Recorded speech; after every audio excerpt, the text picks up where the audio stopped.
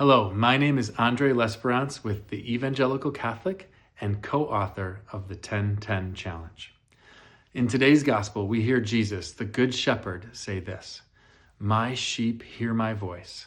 I know them and they follow me."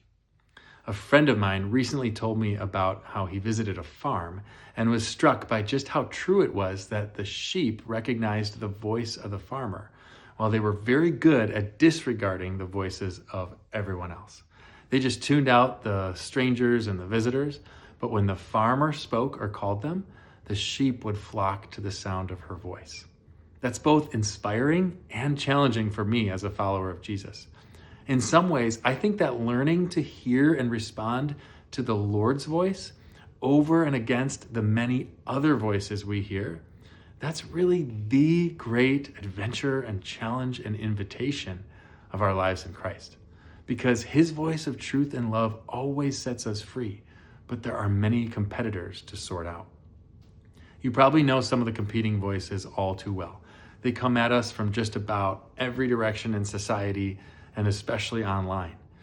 And then there are those friends and family members who mean well, but who might be all too quick to try to solve our problems or give less than helpful advice at times.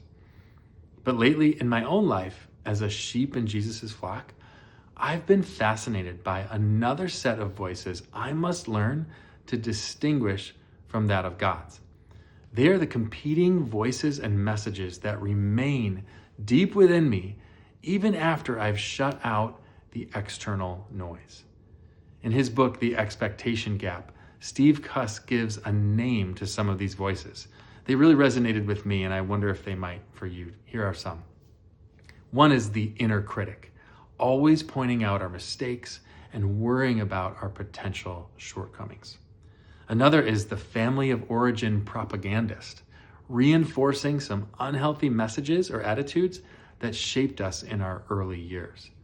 And they have a persnickety way of hanging around for decades. And then there are the soldiers that first reported for duty when we experienced something deeply painful or traumatic in the past. And now they desperately try to protect us from getting hurt again, or they make us reactive or cynical or bitter or defensive or despondent. I encourage you to start noticing what voices and messages, whether external or internal, are competing with God's voice in your life. Once you can name one, bring it to Jesus, the Good Shepherd, and listen once again for his voice of love. God bless you today.